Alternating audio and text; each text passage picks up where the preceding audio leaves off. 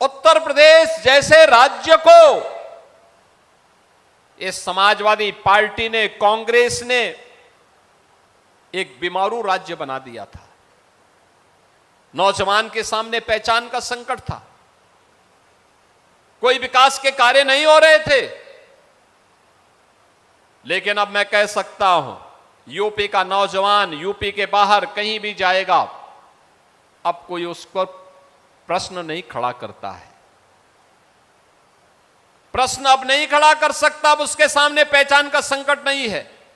अब यूपी का नौजवान जाता है, कहीं भी जाएगा, कहेगा कि मैं उत्तर प्रदेश का निवासी हूं।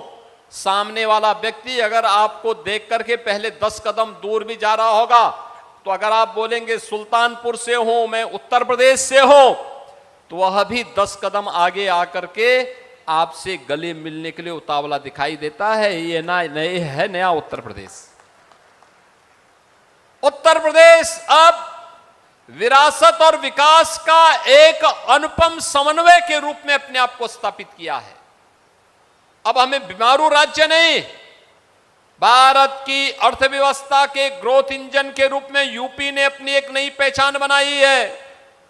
यूपी अब देश के विकसित राज्यों में गिना जा रहा है। सबसे तेज गति से उभरती हुई अर्थव्यवस्था किसी राज्य की है देश के अंदर, उत्तर प्रदेश की है। आज के दिन पर उत्तर प्रदेश की है।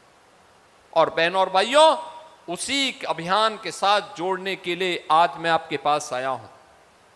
ये डबल इंजन की सरकार ने जो कार्य किया, सबसे पहला कार्य सुरक्षा के मोर्चे पर, सुरक्षा के मोर्चे पर बेटी और बहन को सुरक्षा देना हो, व्यापारी और उद्यमी को सुरक्षा देना हो,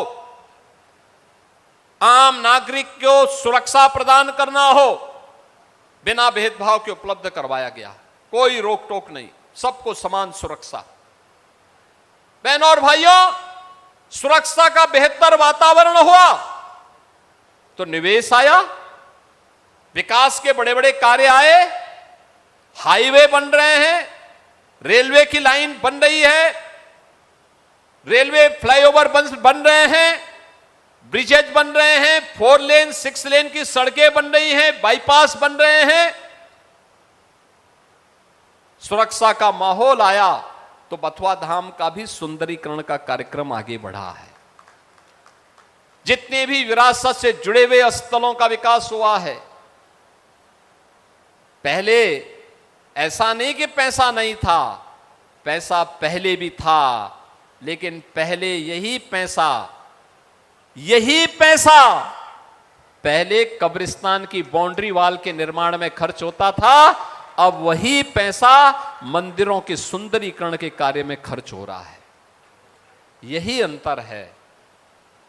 यही पैसा था जो आज गरीब के घर में रसोई गैस उपलब्ध करवा रहा है, गरीब को फ्री में राशन दिलाया जा रहा है। वही पैसा है जो उसे आयुष्मान की स्वास्थ्य सुविधा उपलब्ध करवा रहा है या गरीब के पक्के घर बना रहा है। यह पैसा वही है जो पैसा पहले चाचा भतीजे की जोड़ी डकैती डाल करके लूट लेती थी।